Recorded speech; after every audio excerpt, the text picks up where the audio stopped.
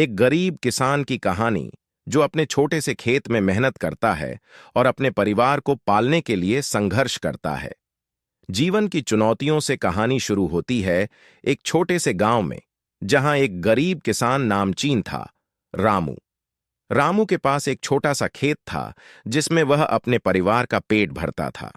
वह अपनी खेती में बहुत मेहनत करता था, लेकिन वर्षा की कमी और बारिश की अभावना उसके खेत को प्रभावित करती थी। एक साल जब खेत में अच्छी बारिश होती है, रामू के खेत में भी अच्छी पैदावार होती है। लेकिन अगले साल बारिश की कमी के कारण उसके सारे पौधे सूख जाते हैं।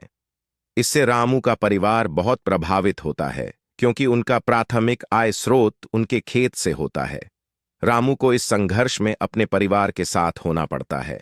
वह अपनी पत्नी, बच्चों और बुजुर्ग माता पिता के लिए रोजगार की तलाश में निकलता है, लेकिन किसी भी रोजगार की कमी के कारण वह अपने परिवार की आर्थिक स्थिति में भी कोई सुधार नहीं देखता। इस समय की कठिनाई में रामू के मन में अपने खेती कर जीवन पर सवाल उठने लगते हैं।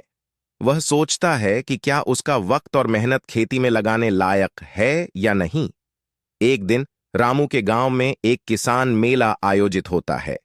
वह वहां जाता है और अन्य किसानों से मिलता है।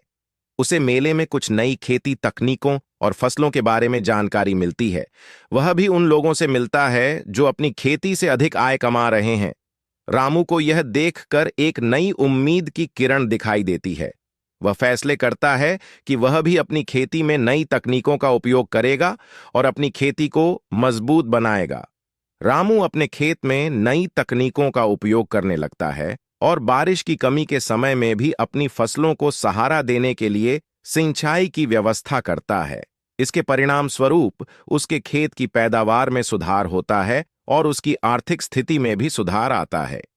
रामू की कहानी से हमें यह सीखने को मिलता है कि हालात चाहे जैसे भी हों, कभी जीवन में हार नहीं